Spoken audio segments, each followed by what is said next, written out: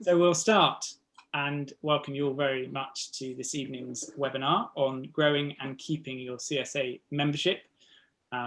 It's being put on by the CSA Network UK, and we're doing it partly because there's been a real surge in CSAs starting up, and also interest in existing CSAs kind of around the UK, muchly as a result of the kind of pandemic and coronavirus. And in a way, when the supermarket shelves were empty, I think CSAs were able to prove this kind of resilient model for local food production that I guess most people on this call knew all along, but to other people was surprising. So we've seen a great surge in it, and we kind of wanted to speak more about how you can build those members and keep them going. It's a webinar, so if you want to ask a question, put it in the Q&A, and please do introduce yourself in the chat so that we know who you are and let us know about your project too. We've got a great panel. I'm going to let them introduce themselves. We're going to go around each one of them so we can hear about their projects and how they keep members. And then we'll go into a little bit more detail, and then we'll leave a bit of time at the end for questions before we finish at 8:30. Before we kick off fully, I just want to say thank you to Farming the Future, who funded this webinar as part of our toolkit on building membership for CSAs. And yeah, this, like I said, this is being recorded. We're going to put it on our website tomorrow. I'll put it up and you can watch it back. And we're going to do some other learning tools around that. Actually, very quickly too, I've got this here. If you're a member of the CSA network, you get sent one of these. It's the A to Z, and a lot of the things we're going to be talking about are actually in here. So you can look into it, and you can also find bits of that on our website. So I will kick us off, and I will pass you all on to Charlotte at Camel CSA, who's going to tell us a bit more about what she does there. Yeah, over to you, Charlotte. Hi there. I'm just about to share my screen with you, and I'm going to bring up some slides, and that's all there, I take it. Well, hi everyone, I'm Charlotte Barry from Camel CSA in Cornwall. We're just outside a town called Wadebridge in North Cornwall. We're a community interest company run on cooperative lines by a core management group that consists of members and paid growers. We started with just 15 members in 2008, and we're now just entering our 13th growing season. It's been a long time. We don't have organic certification, but we do work to agroecological principles. Significantly, we're no dig. We operate all year round, which means I was picking wild garlic earlier today, and we buy in some produce for our weekly shares from other local growers, especially at this time of year. We've got cauliflower going in our boxes from a different local grower tomorrow. Over the years, we've learned a great deal by trial and error about running a CSA, made loads of mistakes, as you can expect. But what I'm going to talk about now is really make some suggestions on how to recruit and how crucially, how to retain your CSA membership. I think when it comes to first steps, it's really important right from the beginning to do some research. You really need to know what the competition is out there. Are you able to meet demand? Is it what people want? And this helps you draw up a picture of your target audience. So you're thinking demographics, you're thinking age, gender, and so on. You're also thinking about people's lifestyle and people's attitudes. And ideally, you want to recruit people who are going to stay with you and develop a sense of loyalty. And the way to develop that sense of loyalty is for us to do everything possible to make them feel that they're an integral part of the CSA. So start with word of mouth. Now, this is an absolutely crucial recruitment tool, even during COVID.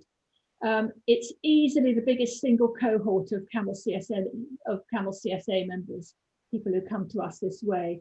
And how do we know? We ask people to tell us on the sign-up form. We always ask them, how did you find out about us? And these people are really the most likely to stick with the CSA. And it does mean that, for instance, about 1/5 of our members have been with us for more than 5 years, and actually half have been with us for nearly 5 years, which is good. But apart from the obvious, friends and family, when it comes to word of mouth, think about where suitable recruits are likely to hang out. You know, think about neighbours and workmates, but also think about specific interest groups that you belong to, like an environmental or community group, sports club or team, family related activity or whatever. And also think about the interest groups that you don't necessarily belong to, but which contain like-minded people. It really is a very, very good way of recruiting. Once you've done that, you need to widen your scope. And I've got a big list here, but actually a lot of these things don't necessarily always work. And certainly during COVID are very hard to do. But it does very much depend where you are and what else is out there. In our case, when we started out, the only competition was Riverford. Most people in our area of North Cornwall fitted two extremes. They either got their veg from the supermarket or they grew their own. There wasn't much in between. Back in 2008, we held public meetings, we wrote press releases, we ran stalls at community events, and we handed out thousands and thousands of marketing leaflets, and we had very, very mixed results. These days, I'd say it's simply a case of shout where you'll be heard the loudest. And to be honest, that'll almost certainly be online. Conventional methods, apart from word of mouth, have paled into insignificance. We don't have a leaflet anymore, for instance. Social media is our second most potent recruiting tool at Camel CSA, and the third is a simple Google search. Now have a look at this graph. It's interesting. It's some of the latest figures on where people are when it comes to social media in the UK. This is not global, this is the UK. And way up at the top, or at least at the bottom there, you've got Facebook, you've got YouTube after that, LinkedIn we'll forget about, Instagram after that, Snapchat, and then Twitter. We don't use Snapchat at Camel CSA. I don't know if any CSAs do, but that's partly because in the UK, most people who use Snapchat are under the age of 24. And I suspect they wouldn't want to sign up to a CSA. But if you'd asked me a year ago, I'd have said Facebook was most useful for us. Since the pandemic began, Instagram has been fast catching up. And I think it's worth saying that when we started out, Camel CSA only had a Twitter account. And that was because virtually none of our members were on Facebook. There was no point in setting up a Facebook group, and Facebook pages hadn't even been thought of. But we do use Instagram an awful lot, and we're getting more and more people coming in that way. But even if you don't use Facebook yourself, it's worth noting that outside the big urban areas, community Facebook groups and pages are a very effective communication tool, as they have an enormous reach and engage people right across the demographic spectrum. If we've really got a message to get out to the community, we go on our local Facebook groups and pages. With any social media, obviously images are the key, either still or moving. And that old saw about a picture being worth 1,000 words, it's still totally irrelevant. So if you're not already, think smart. Most people have a smartphone. Use yours to take loads of pictures and take videos and upload mini stories, i.e. snapshots of what you're doing, up to Facebook and up to Instagram and anywhere else you can think of. And make sure your pictures feature plenty of people, not just produce. When it comes to signing it up, make it easy for people. Have a clear key message. Over the years, we've found that the message that people really take from us are words like fresh, local, seasonal vegetables. And we find that most people are looking for a veg box that's local and pesticide free, in that order. They then want to know what vegetables they'll get, how much they'll cost and how they'll get them. And then maybe after that, about our growing methods. And the main challenge has always been for us explaining why a CSA is not like a conventional veg box scheme, and having to explain it's subscription only, it's seasonal produce and no substitutions. You get what you're given. And for this reason, we insist that everybody does a 4-week trial membership to see if a regular supply of seasonal vegetables paid in advance is right for them. And our website provides a landing place, a customized online sign-up form. We use Google Forms because all the answers to the questions are automatically populated into a spreadsheet. And we also have dedicated email address and and phone number, which are monitored by a volunteer to pick things up. But most people use the form. We keep membership subscriptions as low as we can, and we give a £1 a week discount to members who use one of our pick-up points instead of home delivery. Only volunteers collect from the site. We offer a choice of standard box or a small share. There's 10 items in the standard share and 7 items in the small. And if people progress to full membership, we ask them to pay in advance by monthly standing order, but make it very clear that if that's not possible, we have got alternative payment arrangements for people who can't do that. And we expect a month's notice if people decide to leave. Every week we post on our website and on social media a list of what's in that week's share. The week people start their trial, we email them a welcome letter. It gives them lots of details about who to contact with a query or complaint, gives storage tips, links to recipes, that sort of thing. And when we sign up, and when they sign up permanently, we send out a detailed welcome pack, which includes all kinds of information, including our list of frequently asked questions like, can I choose what's in my box? The answer is no. And can I bring my dog with me when I volunteer? And the answer is yes, if it's well behaved. But things like that. And in all our dealings with our members, either face-to-face or electronically, we're very honest and transparent. They always know exactly where their veg are coming from, who's growing them, and how they're grown. We also keep them abreast of other issues. When the pandemic struck, we drew up a contingency plan setting out our safety procedures, and we sent it out to all the members.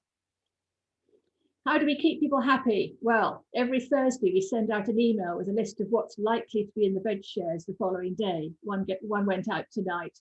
We include snippets of news about what's happening on the farm, any changes we're making, advice about unusual vegetables, that sort of thing. And some of the content in this email will be repurposed, i.e. copied, tweaked and pasted for use on social media or on the website to save time. Before COVID, we held loads of social events like barbecues and the annual Apple Day. Sadly, they're on hold, but we do still welcome regular volunteers to the site and people to come and chat with us over the fence because we're next to a small car park.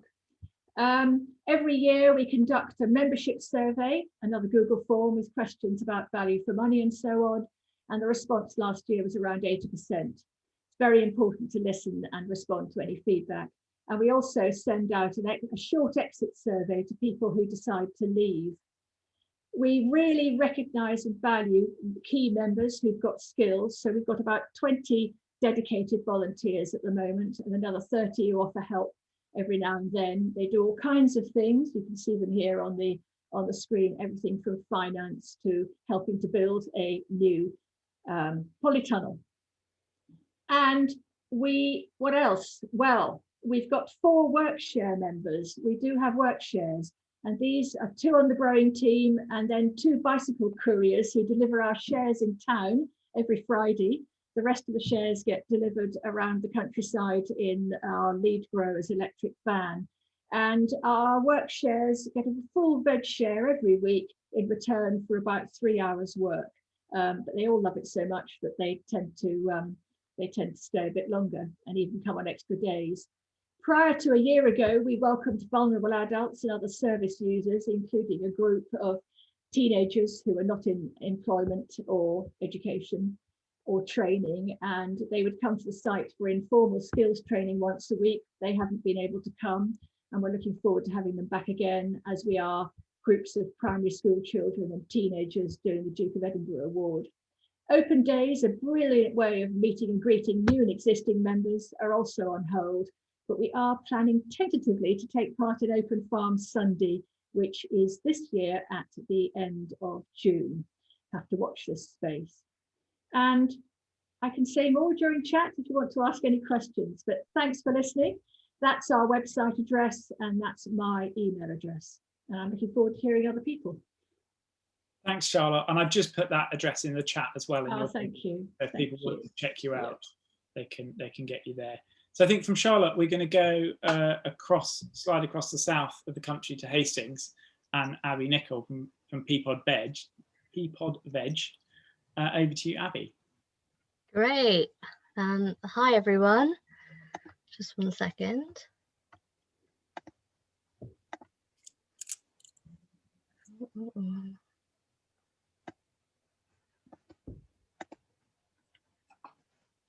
Is my, yeah, can everyone see my screen? Yeah. For some reason, it doesn't seem to want to share, as in go any, oh.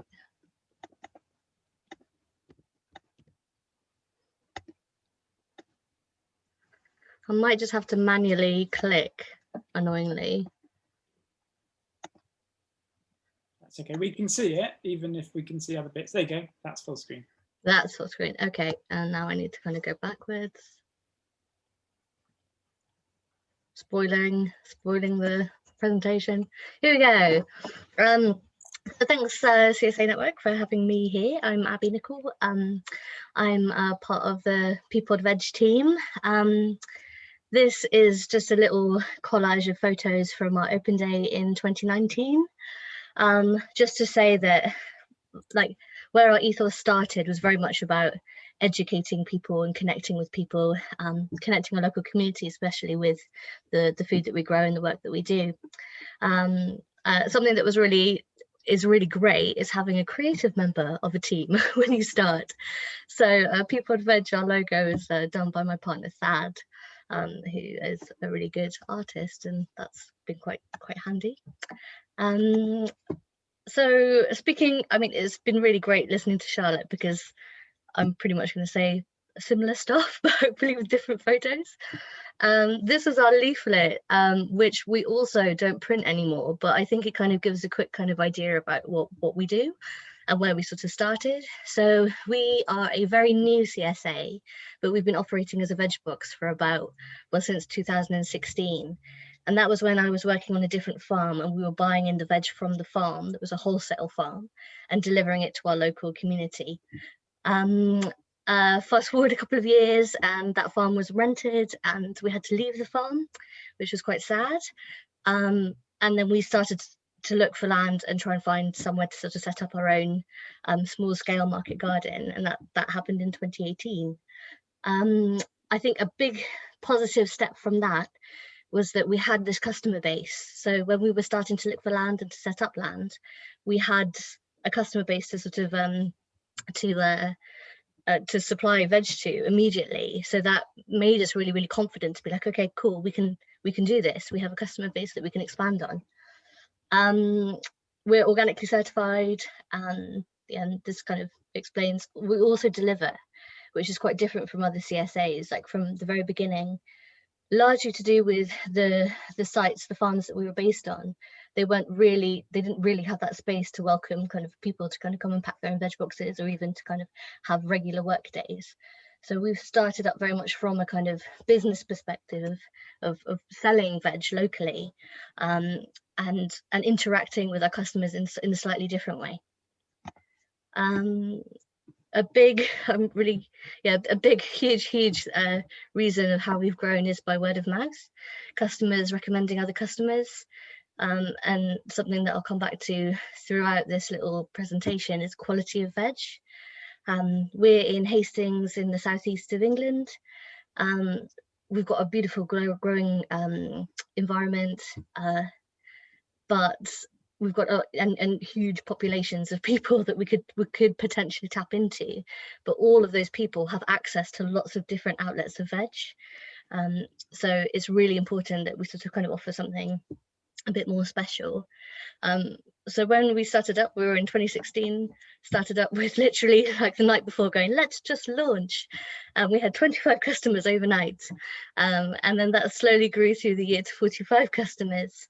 And I just checked really nicely that like 11 of those initial 25 customers are still with us, even though we changed sites. So that's quite heartening. And it's also important to say that in 2016 and 2017, we were running Peapod Veg part-time.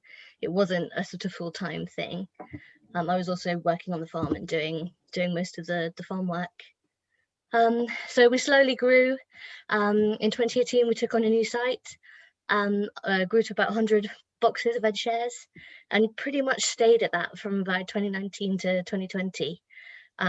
We realized, like, for just team capacity, and also crop planning and variety. That was 120 was literally like what we could kind of manage.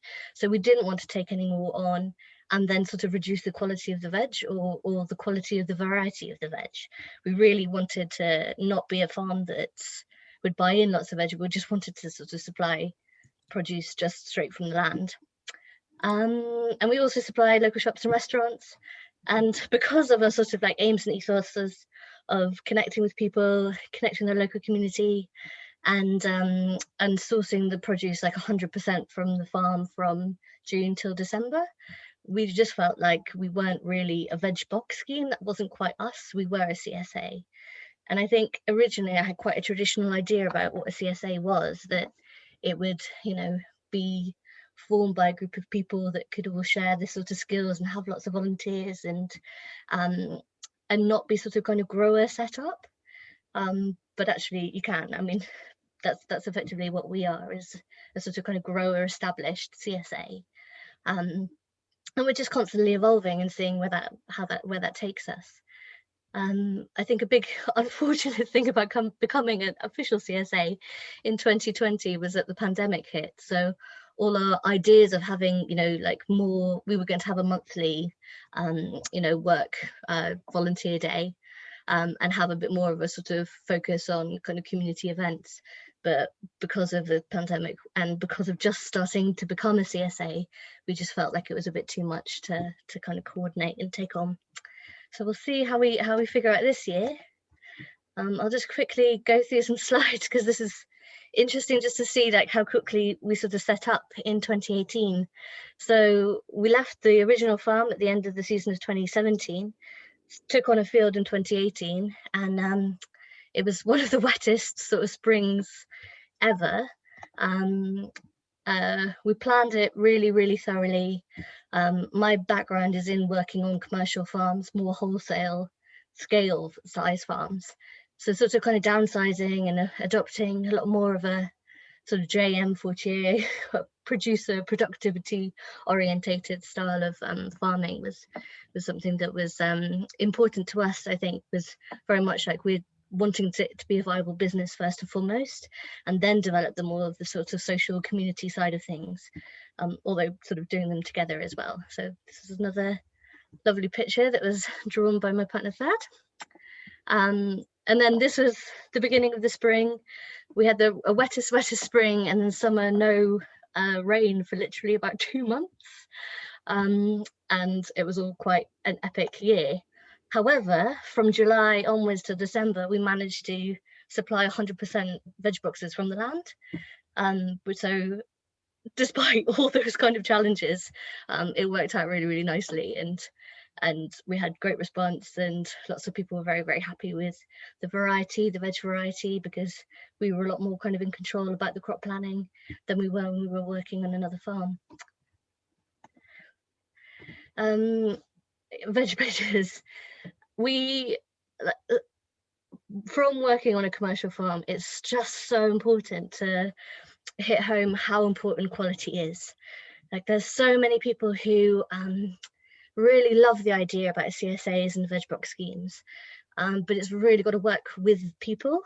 So you've really got to prioritize lovely produce, and not just lovely produce, variety of produce. So people aren't feeling like they're kind of stuck with turnips every week, or also having really good communication channels, so that if you do like have the slightly unpopular veg, which happens like towards the end of the season, that there is like recipes and ideas that you're kind of promoting as well.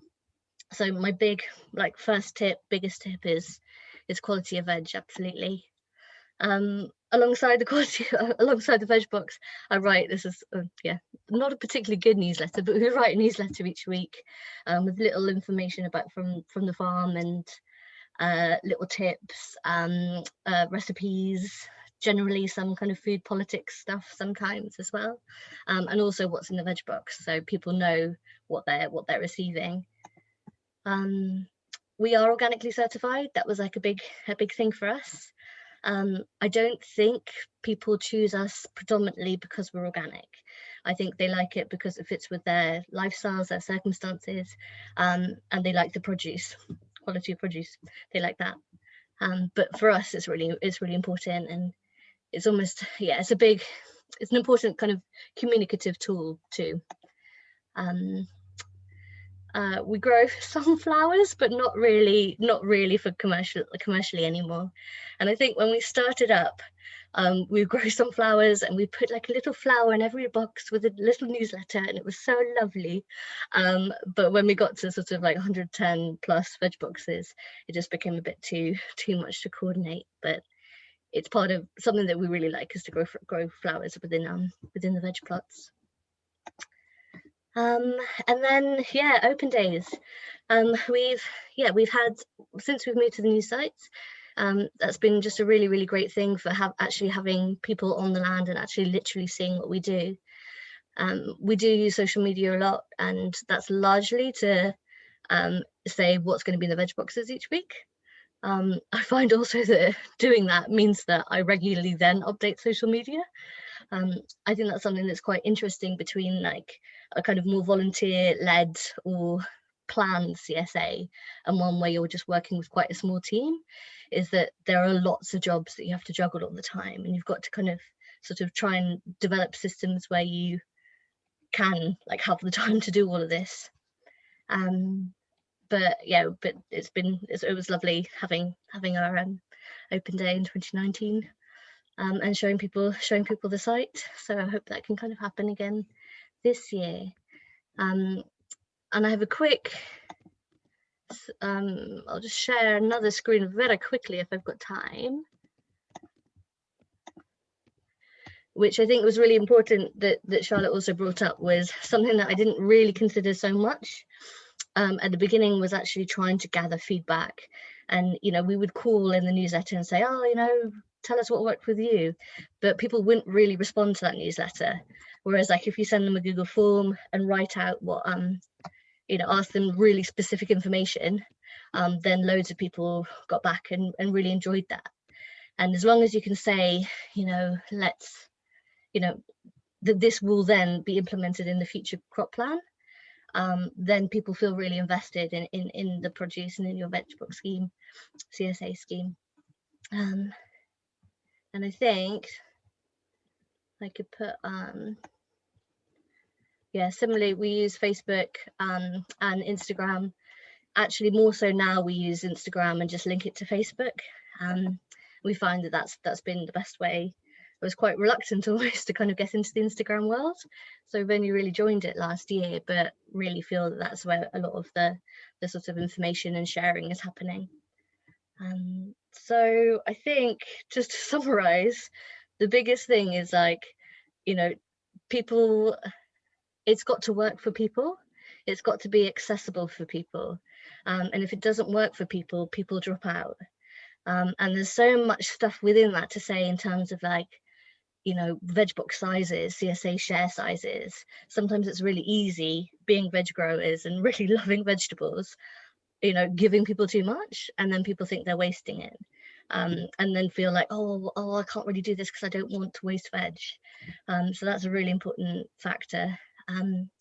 Quality of veg, variety, and I'll just come back to kind of quality of veg again. And I think that's really what sort of helps people kind of stay on board with us.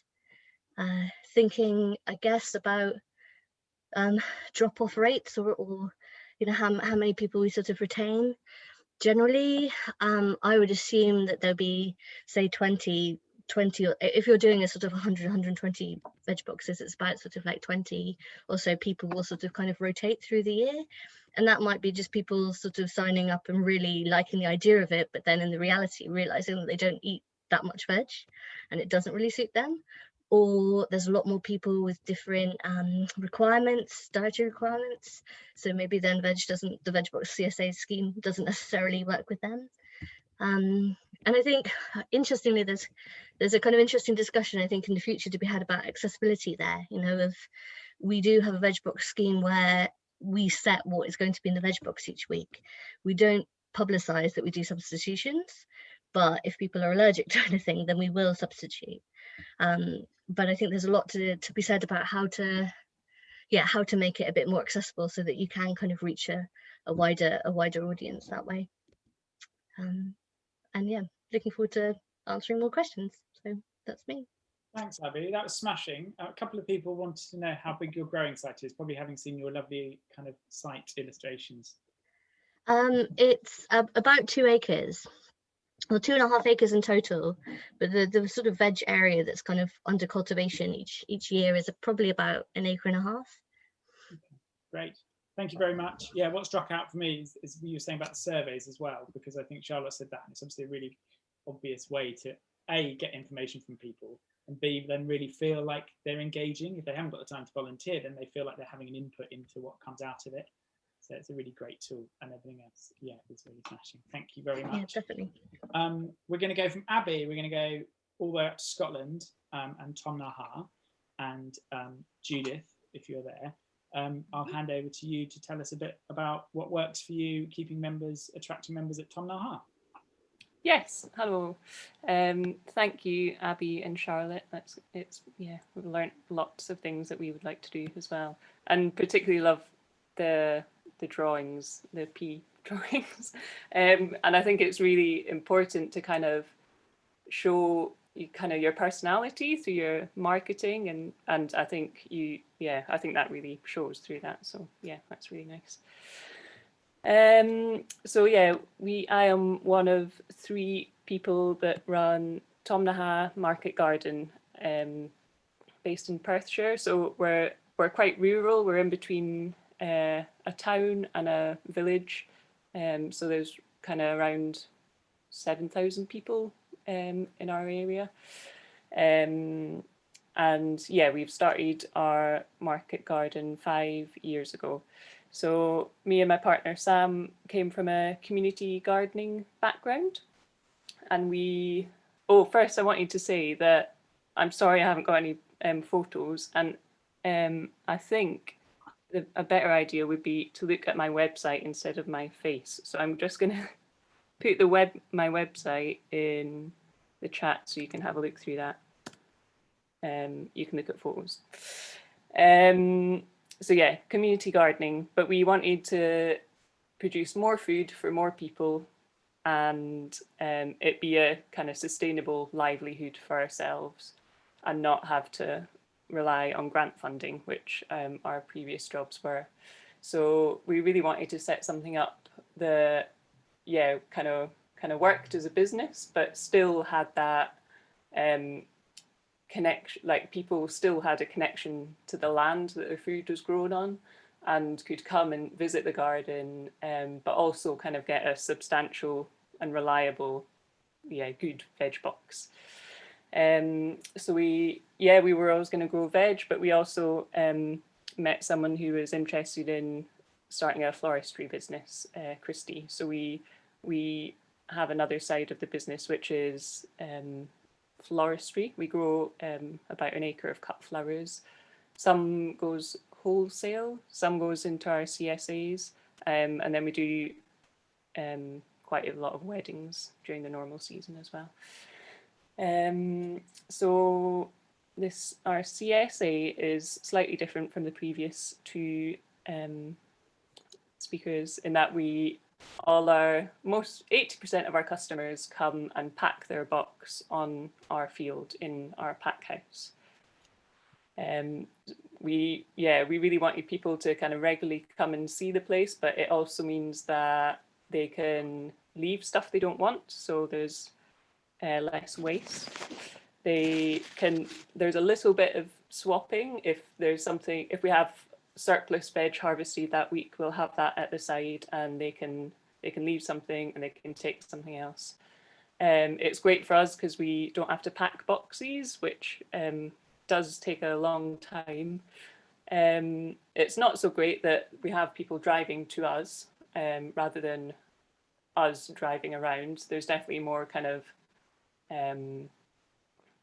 vehicles on the road, but we're a very nice site called Cymru Croft, which is like a eco-tourism place with camping, a nice cafe, a farm shop, and so it's quite people like to come and visit the whole croft as well as our farm. So yeah, other things, we grow on 5 acres, but most of that is veg. We also have hens, so we provide eggs with our veg boxes, and we have soft fruit as well. The main way we use the soft fruit is our members come and pick their own when it's ready. So we thought soft fruit was a great idea at the beginning, but actually picking soft fruit takes ages, and soft fruit doesn't last to sell it to sell wholesale. So if people can come and pick it themselves and have a nice time, then that's great, and that's worked quite well. Although we still do need to pick some and sell. We sell wholesale veg as well.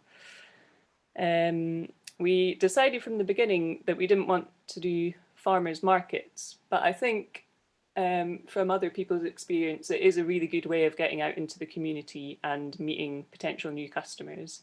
So we do the occasional local market, which is usually a lot of work for not much money, but it has been a really good marketing tool for finding new customers. But what we have ended up doing is quite a lot of online food hubs, because it's you sell the veg online and you drop it off. You still meet the customers, but there's no wastage. So that's been really great, and it's meant we've travelled a bit further to some of these places, but it's been also a good way of meeting new customers, and it's meant we've had a few kind of pickup groups. So a group of people that maybe live kind of 10 miles away will take it in turns to come and pack their boxes take it in turns to pack their boxes and then take it back and deliver them. So that works nicely. The value added product, we always thought we wanted to have some kind of value added thing that we can sell, that kind of you can make more money from, but also kind of stands you out a bit. And so the cut flowers are work nicely that way, and they're great to put in the veg boxes, and they're just kind of another tool of kind of interesting people into what we do. We do ways of getting people interested and involved, feeling part of the kind of community of Tomnaha. We have a lot of volunteers that come out each week. They get a free veg box to take home. They come throughout the winter, which is great, because we have work to do all year round. And we always start the kind of veg box season from with a party, and then in the autumn we often have a big autumn feast as well, where we invite a local chef to use our produce and other local producers, and that's a really nice thing to do. I forgot to mention that we only put our own veg in our shares, so we only grow from May till November. So we've experimented with doing more winter veg over the years, but it is quite difficult where we are, and we've realised that we could kind of feed more people, but for a shorter amount of time, but a lot easier between May and November. So that's what we're doing more of now.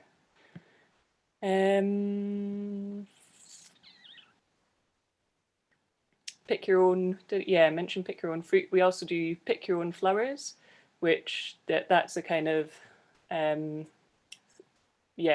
that's for anyone to sign up to. So that happens at the weekend, and because Comrie Croft is a campsite, there's often people who come along through that.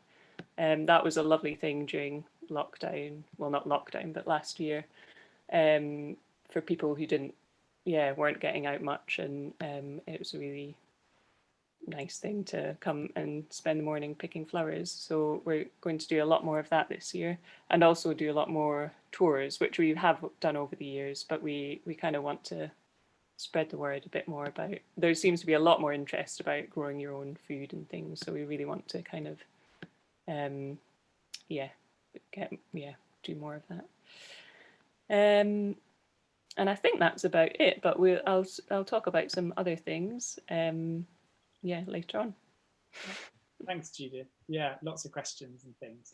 And just a really quick fire one before we move on.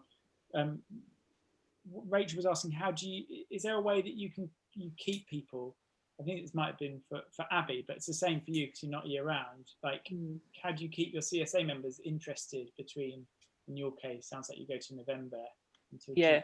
That's something important that I forgot to mention. So the farm shop that we share our site with, they buy our produce, but over the winter months when we're not doing our veg boxes, they actually run a veg box scheme, which is great for them. It feels like we gather lots of customers and then they make use of them in the winter, but it is very complicated and money goes to the wrong place, and it's very confusing. I'm not sure if I'd recommend it, but we have tried buying in. We did that last year, just to start a bit earlier. But we didn't enjoy buying in other people's produce, and we really just wanted to use our own stuff. So we've done pretty well retaining customers. And I don't know exactly why that is, but I mentioned little veggies and beautiful flowers. Yeah. I have no doubt. Thank you, Judith. We will now go all the way back to Cornwall, where we started this evening, to Lawrence, who is one of the people behind Soul Farm. Lawrence, do you want to tell us a bit more about Soul Farm and what you've done to grow your membership over the last year or so? Yeah, sure. Yeah, I'm one of the co-founders at Soul Farm, and we've only been going for a couple of years now. Originally starting very part-time, with just a few kind of members at the beginning, and also selling to restaurants. And yeah, we always intended to grow quite quickly, but the first season really it was only about 13 veg boxes that we were doing through a very short kind of season. And then we took a break over the winter in order to sort of build the farm and grow the veg space and things like that. And we were mainly intending actually to sell mostly to restaurants, which is a brilliant scene down in Cornwall, obviously. But then COVID happened, and so we decided we were planning to do 30, 40 kind of veg boxes last year, but we decided to throw our hat into the full kind of CSA thing, and went up to 70 members. We did decide to do a winter CSA as well, so we did the summer CSA, and then we did a separate sign up for the winter CSA because we wanted to reduce the amount of members during the winter, and also because we wanted to go to bi-weekly, so that we could keep about 50 members on board but only do about 25 a week, which is what we've been doing at the moment. But we're going to do it slightly differently this year, where we're going to run from May through to February, because we feel like we can smash through Christmas and get through to February just about with wild garlic and things, as Charlotte mentioned, but then take a bit of a break to start again in 2022. We operate a sliding scale system, which is probably one of our big points of difference, where we sort of stand in solidarity with people who are in food poverty, and that means that some people can sign up on low income boxes, or they can choose to donate money to other boxes. The free boxes are currently hovering around 16% of the members, and the low income boxes, there's about 8 to 9 out of 75 people that have signed up so far for the year. My background is maybe worth just talking a little bit about, because I've had a bit of a career change, having started working in marketing, advertising, a bit in branding, and basically sitting behind a computer for long periods of my life. And I really feel like that background has enabled me to do the marketing quite effectively. I sort of say that we grow food, but we also grow content, and there's kind of two sides to the business, and I think that's sort of really important. I might just, do have a couple of slides that I'm just going to whiz through. Some of this might be, is that showing okay, is it? Yeah, that's great, guys. Cool, okay. So creating a brand was really important to me, obviously, with my background. So creating lots of sort of visual assets and a strong logo and things like that were really important to sort of try and stand out, as well as a sort of a good functioning kind of website.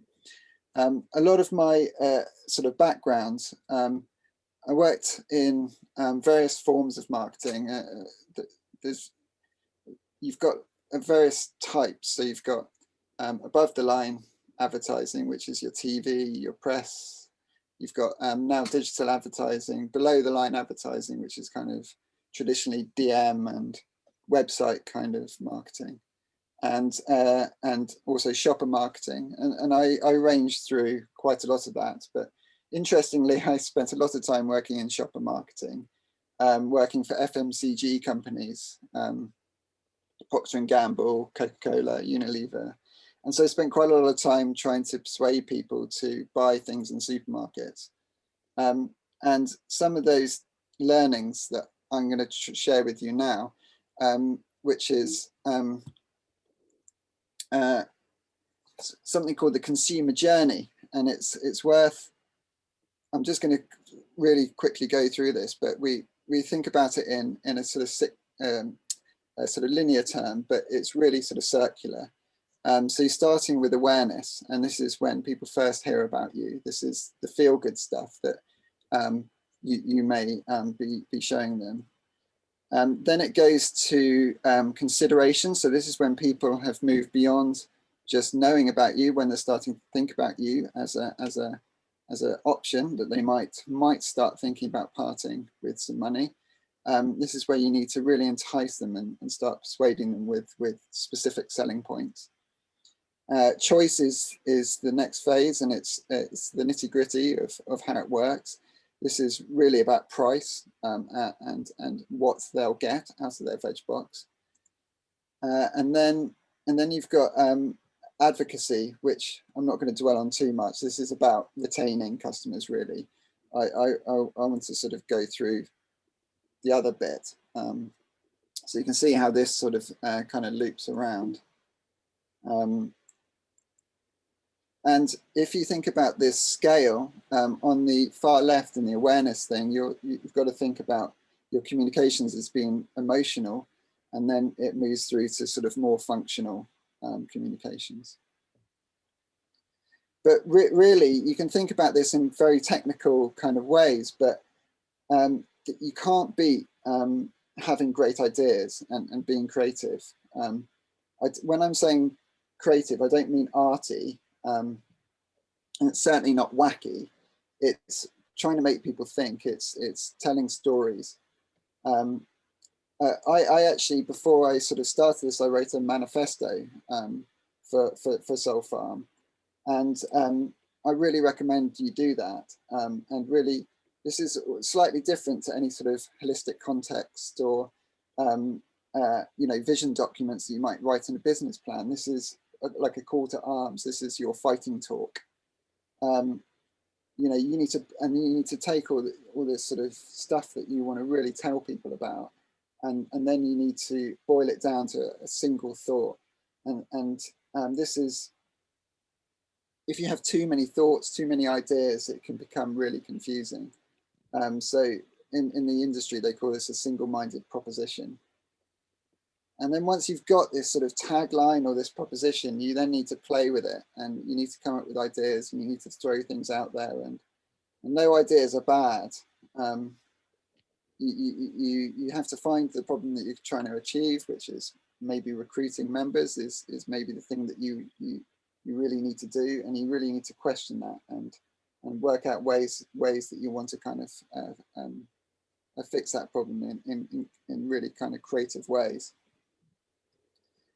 I'm still working on this. It's hard to find time to like really be creative and really come up with things, but I suppose one of the examples that I've got where it's probably the most creative at the moment, and is we've just printed up some boxes, and I got an illustrator to write Soul Farm in little worms, which you can sort of see there, which is quite fun. But I'm certainly, this is a sector that I'm going to really push into more. But if you're thinking about Facebook ads, for instance, you can split the different types of content into these kind of phases, and it helps you to think, okay, well, I've done a bit of awareness, now I need to do a bit more consideration and then a bit of choice. And you can probably loop it into sort of like, ooh, isn't that lovely, cool factor kind of photos of beautiful scenes and drone footage and stuff like that. And the consideration might be more about the people and the story and the why you do it. And then the choice might be photos of veg. And your messaging might differ across this consumer journey. So you're thinking, you might be talking about awareness is about the zeitgeist, it's the cool factor, it's the small farming movement, it's outdoors and lifestyle health factors, and consideration might be more about the story, ethics, food miles, and then choice is perhaps more about price, how they sign up, and benefits to them. Thinking about this in a clear, structured way also helps you to think about what media you might use and how you use different things. So if you're thinking about printing a van, have a think about what the goal is of that van. That van is showing yourself to lots of people that have never heard about you. So it really is about awareness. It's about that first point of contact. You're never going to persuade them on the van, but you might start that story. So don't try and flood your van with lots of stuff. Just try and do one thing, and that is about just gaining a little bit of kind of traction. And I split my marketing activity into this planogram, and thinking about marketing activity on a daily, weekly, monthly, quarterly, and annual basis. And so the AGMs, open days, and things like that are your annual kind of things, and then the daily sort of stuff is the Instagram stories and things like that, and then sort of ranging up. And these are just some of the things that I've popped in. But you can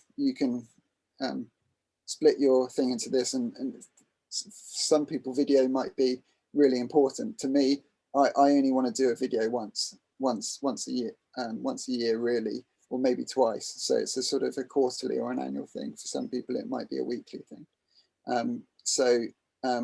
Yeah, it's a really interesting way to sort of start to prioritize your content.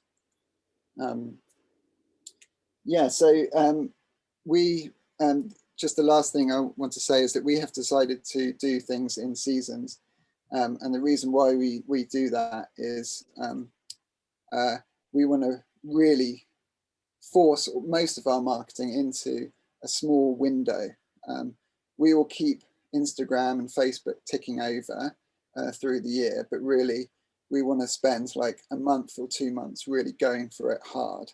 and doing it really well, and then we're sort of into the growing. It just means that we can do that job well, and then do the growing well, and it really helps us sort of do that. But we are very young, so things might change. We might do things differently, and we will constantly try to ruthlessly question why we're doing things, and pivot and change, and do things in different ways if we think that would work better. Yeah, so that's me. I don't know how long that took. I think 2 minutes to spare. Wow, thanks, Lawrence, for that. That was a kind of deep dive into the marketing theory behind what I guess a lot of people are doing already. Thank you. And I wouldn't feel intimidated if you're looking at that as well and you're thinking, gosh, I can't do other things. I think maybe what you're saying, Lawrence, is you can take elements of that and kind of and incorporate it. Absolutely, yeah. Still have similar effects, and it's kind of about what works for you and your farm project too. Some places it might not be relevant. So these slides are really useful, and I'm gonna share them with everyone tomorrow when I upload the video to YouTube and to our website. I will also share a link if that's right with you, Lawrence, so that people can see these and all the other slides. I've got a couple of follow-up questions while we've got you. One is, from me, I wanted to know. We've had a couple of panelists this evening who've got really great branding because they've got a history in branding, or they've got a creative partner or friend, which is great. But have you got a tip for someone? I think for other people it might be a bit intimidating trying to find a creative to help you do your branding.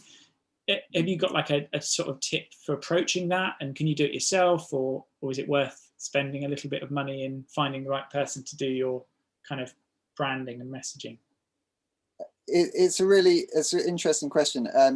I think it is worth finding somebody to do it, and everybody, there's loads of graphic designers and artists out there that can help you. At the same time, it doesn't stop you from being creative. Like, you shouldn't have that as a barrier to be able to come up with ideas. But at the same time, you're doing something quite cool, and so there are people out there that would be willing to help in exchange for kind of veg and things like that.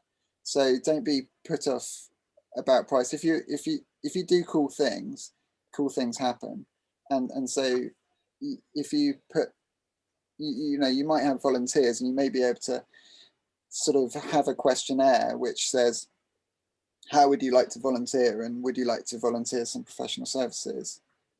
So that could be a way that you do it. Really, really great advice. In setting up Team Greens here in Devon, we haven't really spent any money on stuff like that. It's just purely been asking our members in our newsletters and on social media for help.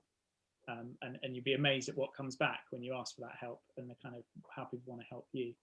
And another question for you, Lawrence, before we move on, and it was kind of about your solidarity boxes, and which I think are amazing and quite inspiring.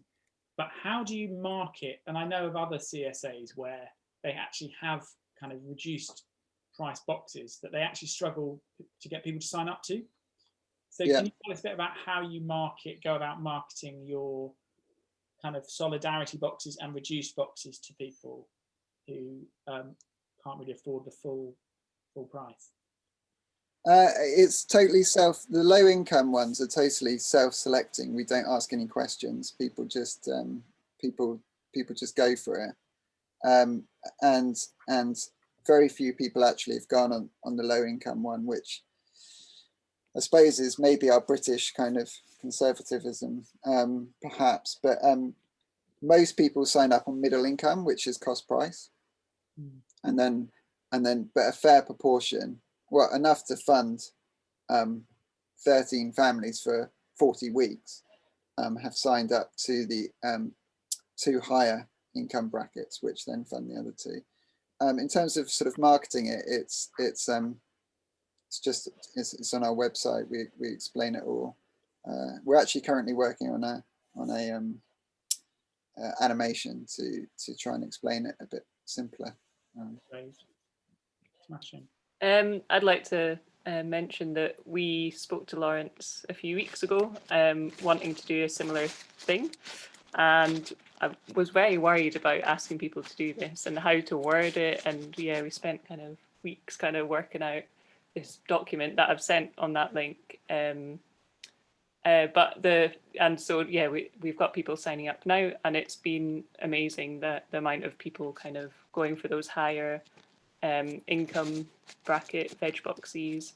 And previously we've always had donations through our veg boxy, like regular donations, and we've taken food to the food bank, which we'll carry on doing. But now we will also provide, the money will go to lower income veg boxes. So yeah, it's been really, really great. Thanks, Lawrence. Thanks, Lawrence. Brilliant that it's working for you. Yeah, I'd add as well that we're doing a little bit of work on this and kind of access to CSA veg and food as a network at the moment, and we're kind of hoping to share those as resources of kind of capturing some ways of doing it, a bit like Lawrence's Solidarity sliding scale, and share those with everyone in the network fairly soon. So thank you very much. There's quite a lot of questions. It's great to hear from everyone. So we'll dive into those in a second. I'm very aware that no one's mentioned kind of traditional press much. And I know that maybe 10 years ago, we'd have been sat here saying, right, write a press release, get your local newspaper down. Charlotte, is it worth us all writing press releases and sending them to our local newspapers? Only if you've got a decent local newspaper, and very few decent local newspapers exist anymore. I mean, here in Cornwall, we used to have more than anybody else anywhere in the UK. And unfortunately, they're now part of a big group called Reach, and they reach a very long way because most of the so-called reporters aren't even in Cornwall. I know up in Perthshire, where Judith is, the ancient weekly newspaper that existed for years is gone. And it's something that we engaged a lot with 10 years ago. We got loads of publicity through mainstream media, TV, radio. We were on the radio all the time. We were in the local newspapers, but it's much more difficult to do that now. That whole area of mainstream media has changed. And personally, I prefer to stick with social media and with word of mouth, and so, you know, local networks that way. I just feel that dealing with the mainstream media at the moment takes up too much time and effort, but I would love to be contradicted. Anyone can do that. That's sad in one way. Very sad. But been replaced by other technology. Yeah. In another, I suppose, we've heard a lot about the power of Facebook in particular, Twitter perhaps not so much, and Instagram. And Alex had a question. I think was that to Abby about taking the plunge into Instagram and how it's worked for you. And there's a question, I guess, around Instagram versus Facebook, and kind of Abby does both. Abby, are you there? Do you want to tell us if it's worth it for you? It's definitely been worth it. I think I was initially hesitant because I just felt like I was a bit behind the Instagram movement. You know, I felt like, oh, it's been around for about 10 years and I've never kind of joined it. So is it something that I kind of want to get involved in? And definitely I feel like by far the most, like, you know, interest we get is through Instagram, or there's a lot of people following it quickly, in terms of, like, I think, we've only been there for about a year and have more followers than on Facebook. And I think there's something about Facebook, I think you need to be quite savvy about algorithms and how that sort of works. I know there are some people that are having a lot of, I mean, we just have a Facebook page, so it's quite easy to sort of link kind of articles and interesting things that I find interesting via Facebook, but it's the photos that are quite interesting from kind of seeing the field, like, through the year, and the veg through the year. It's really nice. I think if you wanted to kind of go down Facebook now more, it seems like Facebook groups seems to be a thing to sort of engage with. But similarly, like what I was trying to say before is, like, there's so many different ways you can go, and it's all about, like, what are you comfortable with, what do you have time for, you know, do you want to sort of, like, you know, what new skills do you want to learn in terms of sort of like the marketing and the social media. And I find I'm not very skilled in that area, but you can quite easily just take really nice pictures and put them on Instagram, and people see them and react to them, and that way. Thank you. And maybe I think it sounds like it's not about trying to do everything, but finding one or two things that work for you, whether that's local Facebook groups. I know Charlotte mentioned that, and we've had a lot of our members have signed up having heard of us from Facebook, and Instagram too. And perhaps for some people that's Instagram, or you can do both. Yeah. Great. Somebody who came to us recently as a work share, who came from Bristol, where she'd been working, she said that she was surprised at how much people still used Facebook groups and pages in Cornwall, because that's not what she'd come across in Bristol. She felt that in the urban areas, Instagram was much more the thing. And I think it's interesting that how many people still use Facebook in our area, but we take advantage of that. If they were on Instagram, I mean, you know, we've been on Instagram for years, but if all those people were on Instagram, we'd be pushing Instagram much harder, but we actually push Facebook quite hard when we need to recruit and do some marketing. Yeah, we found we joined Instagram mainly for our flowers, because to gain like a wider audience, because it's quite easy to do that, but and a younger audience. But I would say for the veg side of things, Facebook is definitely more useful for kind of local chat and like local sharing of things, and maybe older demographic as well. Yeah. One thing that I'm thinking about, and it may be worth bearing on your demographic, but we've got quite a high student population down here, which means Instagram is really good, but it also means that I'm sort of slightly thinking about TikTok, and I have a TikTok account which is a bit dormant, but that I'm more thinking whether that will be a thing in 2 or 3 years time, and being able to build up a bit of a following now for a few years time might be sensible, but it's also work. So that's why I haven't done it, but you know, the will is there, I suppose. I think that's a very good point, actually, Lawrence, because we built up Instagram long before we knew we were going to need it. And it's definitely paid off. And I think one always has to be ahead of the curve. And with Facebook, we all know, I mean, I know so many people who run CSAs who don't use Facebook themselves. I don't particularly these days, although I probably am the demographic. I just think that one has to be very, very pragmatic here. You have to think about where the people are who you need, and then use that particular platform. But bear in mind things like TikTok. Yeah, I think that's a very, very good point. Pretty much every single sale to a restaurant came through Instagram. I can't think of a single restaurant sale that wasn't through Instagram, but most CSA are through Facebook. I would agree with that.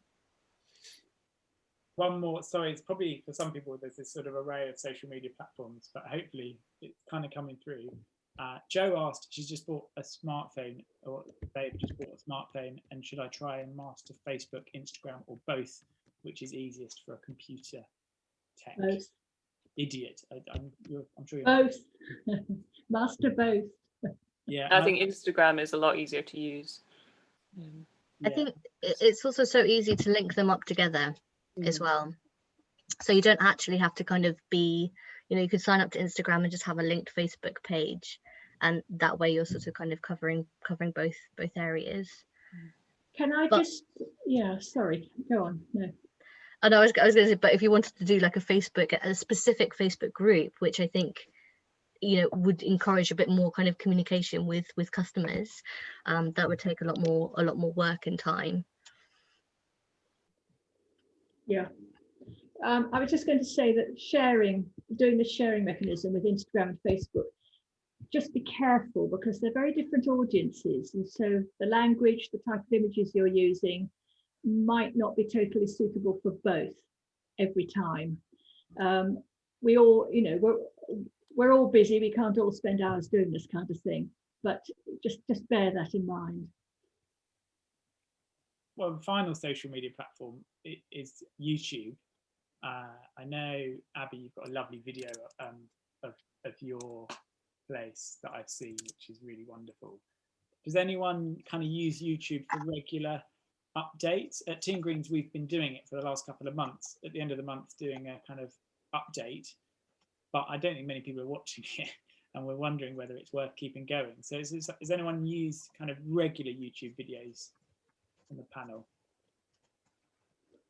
No, but if you remember, we've got, I think he's one of the participants today. We've got Alex Horn from the Essex allotment, who's all over YouTube, if I remember rightly. And he's part of the CSA network panel, isn't he? Yes. Board of directors, whatever you want to call it. Yeah, Alex is there, and I would recommend people search for the Essex. Have a look at what he does. I think fact, that I would recommend. I suspect he may even throw a link in the chat in a second. Sorry, Lauren, you can say something. What I'd say about what I'd say about video is that, yeah, it's really powerful. I think YouTube is a really hard social media platform to conquer in terms of gaining kind of followers, and you need to be doing an Alex and posting very, very regularly to be a vlogger in order to get views and get lots of people coming to your website or whatever via YouTube. But certainly using YouTube and feeding that into kind of other platforms on a less regular basis is very powerful. And whenever we've put out a video, it's dramatically affected our the amount of sign-ups in that time. We intend to put one out in the next couple of weeks, and fingers crossed that it does what we want it to do. As a way of telling your story and getting it out there in quite an easily embeddable form, it's great, but perhaps don't try and be the next top vlogger, unless you're the Essex allotment, who has got a ridiculous amount of. Alex has a lot of followers on YouTube and does it really well, so check that out if you haven't already. We are moving to the last 15 minutes of the evening. I think it's been really interesting, and we're learning a lot. So if you probably have got time to throw a question or two in the Q&A before we move in. Joe asked earlier on, which we've sort of covered, but for I think Judith and Abby are sort of not year round. Any other tips? Well, firstly, do many people renew after the break, or what's the sort of dropout rate over the Hungry Gap? Judith sort of answered that already, so maybe this is for Abby. And what can you do to reduce that sort of churn?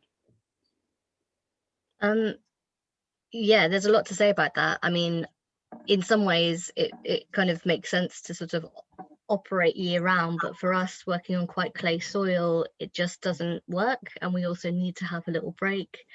And what we have done before is start up right in the middle of the Hungry Gap. So started actually from, say, mid-March and operated sort of fortnightly and done a lot of like information and newsletters about this is a time of scarcity, this is when veg isn't so good. But it's quite difficult, I have to say, to start up where at a time of scarcity when quality is not so great. And we also would buy in at the beginning of the season, and I totally agree with what Judith was saying, was like, it's stressful when you're buying in produce during the Hungry Gap because the quality just drops completely. So we found that was actually quite challenging. Last year we got over it because the pandemic happened at the same time, so there was huge demand, so that was okay. But there was still a lot of kind of communication about sort of about that type of year, that point in time of the year, and really sort of trying to kind of get the CSA message across that you're signing up to kind of journey through the whole season together. So this is what you can expect from June, July, August, but this time is when things are a bit difficult. We're actually delaying this year just for other reasons, but starting up in June, so that most produce will be straight from the land from June until December. Thanks, Abby. And how about trying to retain members for Lawrence and Charlotte for year-round schemes? What do? You talked about the surveys, keeping people engaged and everything else. Is there anything else specific that you do to get people, perhaps when they're coming to the end of their year-long subscription or sort of membership? Charlotte? We don't have a year-long membership. It's done on a monthly basis. There's no way in North Cornwall, where incomes are low and a lot of people have part-time jobs, that we'd ever get anybody to pay up front for a whole season or even commit for that. So we simply have, we ask people to commit, and we say that if you need to leave, can we have a month's notice, please? And at this time of year in particular, we're putting loads out every week in our weekly email when we send out the list of what's in the veg shares. We're putting loads about the Hungry Gap. We're explaining to people what's happening, what, you know, why the Hungry Gap exists, the kind of thing that's happening, things to look forward to that are coming on in the polytunnels. I mean, one of the reasons we can be all year round, to be honest, is because we're in Cornwall. We're in a slightly remote, slightly sort of windy, chilly part of Cornwall, not the tropical part where Lawrence is.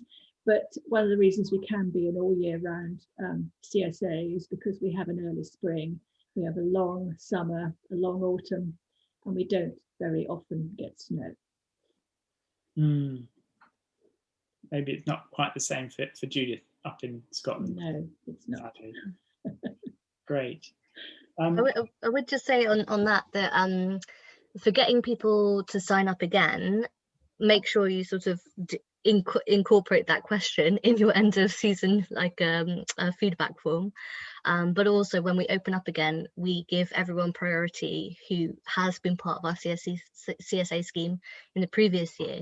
We give them sort of 2 weeks priority to sign up for the next season, and also because of the pandemic, I didn't really mention this, but there's just been an amazing amount of interest. So we have a really incredibly long waiting list.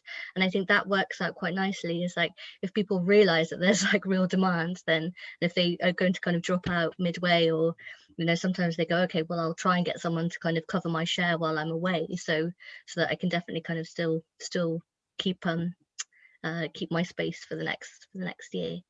Yeah. And on the Facebook groups, there's a really amazing Facebook group run by a CSA marketing person in the States, and I can't remember what it's called, but it's like CSA marketing discussion group or something like this, or probably a bit snappier than that. But for really interesting ways of how to engage with customers, she comes up with really brilliant ones, so that would be quite a good resource for people to look into too. Oh, amazing. If you happen to be able to find that and pop it in the chat, that would be great. Or later, if you send it to me, I can forward it on to everybody. It's just, I've just thought of something as well while you were talking, Abby, as a great idea for if you're a CSA who doesn't let people take holidays. If you like we do here at Team Greens, we encourage people to give their box to they can either donate it to the food larder or they can give it to their neighbour. And we've had people sign up for the scheme that way because they've gone away on holiday and they've given it to their neighbour who's then had this delicious veg and thought, oh yeah, I'd quite like that. So it's kind of the word of, we haven't talked loads this evening about word of mouth, but really use your members will be your biggest advocates because they love their veg, they're bought into your story. So really they're your best salespeople. So in your newsletters or otherwise, you can ask people and say, right, we've got, if you're trying to fill spaces, well, we've got 10 more spaces to fill. Go and tell your neighbours, or you could even give them leaflets or whatever. I know Charlotte said earlier, leaflets, flyers are dead. It's all online. But they will tell that story for you, and also share things on social media too, which is really, really great. Just to say one thing about holidays, we actually have a kind of window, 4 weeks throughout the year for people. People pay for 48 boxes, but we actually divide. People pay monthly for their boxes, but we actually charge them for 48. And the understanding is that everyone gets to go away for about 4 weeks, and they then don't have to change their standing order or give us an admin headache. So we encourage people to give the box to someone else when they go, because we can tell them quite honestly that they're not losing any money out of it. So we do it that way, but it's partly because all our admin is done by volunteers, because we're community led. The only paid people in our CSA are the growers. We try to make the admin as simple as possible. Great, it's a really good idea. There is a question, it's not, I guess, directly related to attracting new members. But I suppose it is from Simon, what size boxes do people offer and quantities in boxes in terms of reducing waste, as mentioned by Abby? And is a particular box size more popular? That's a whole, I think that's a big discussion there around that. But should we do a quick whiz round and like what, very quickly, just say what size boxes you offer and which is more popular? Starting with Lawrence. We do two sizes, small and large, but really randomly, we had about normally about a third of people on the large and the rest on small. But in the new sign up for when we start in May, it's about 50-50. And we changed the language to like half share and full share. And that's the only thing that we changed. So I don't know why that has happened, but it's quite interesting. So we're on about 50-50 at the moment, which probably means that we need to reduce the amount of people that actually come onto our CSA. Judith, what's your sort of box making? We have small, medium and large, and mediums are definitely the most popular. We don't have a lot of large customers. Large box customer. Well, that's because they're eating so much veg, I imagine. Yeah. And we'll get, and Abby, what sizes do you have? So we started off with small, medium and large, but because we deliver, we've just been, I think this is something that's really important to sort of like think about from the beginning, is just like, how can you make your system as smooth as possible and as simple as possible? So we've always been sort of making little micro adjustments, because we did find that if people had a small fortnightly veg box option, people would go for that option. But for us, that it just didn't become really economically viable. So we then just decided to only give people small weekly options last year. But this year, just for completely trying to kind of make it as simple as possible, admin wise and logistics packing wise, we do medium weekly, medium fortnightly, large weekly, large fortnightly. And it's the medium fortnightlies that are the most popular, definitely. Great. Thanks. And Charlotte, let's hear your sizes. Well, we do a standard box, which is what we started out with. We then discovered we had to introduce a small box. So standard boxes kind of feeds between 3 or 4 people through the week. Small box, maybe 1 to 2. We then discovered that we had quite a lot of retired people who couldn't cope even with a small box once a week. So we introduced small fortnightly and standard fortnightly. However, what's always been the most popular up until a year ago, which is interesting because of what Lawrence said, up until a year ago, the most popular was the small weekly. Now it's the standard weekly. And I wonder if something has happened as a result of the pandemic, but we now have 2/3 of our boxes as standards. It used to be the other way around, 2/3 of them were small, which actually meant that our income wasn't as good as it could have been. So we're very happy with the 2/3 being standard. That's great. Yeah. But fortnightly are a pain in the neck administratively, and we're trying to phase them out, but we can't really let our little old ladies down. So we're not advertising them, but Yeah, you can always get as well. Another option is to find people who share a share, which sounds a bit bonkers, but we have people that share a small share, and 1 week one gets, and one gets the other. I mean, we are very much a CSA, and we put out a share every week. So if we have lots extra of something, it gets shared out amongst the boxes, because we don't sell anything. We don't go to restaurants, we don't go to markets, we don't sell to shops. And then during the Hungry Gap, we actually reduced the number of items. We normally have 10 in the standard and 7 in the small. Hungry Gap, we reduced them to 9 and 6. But at the end of the Hungry Gap, the asparagus season starts, and we have an asparagus farm just down the road. And so actually people do very well because they get asparagus.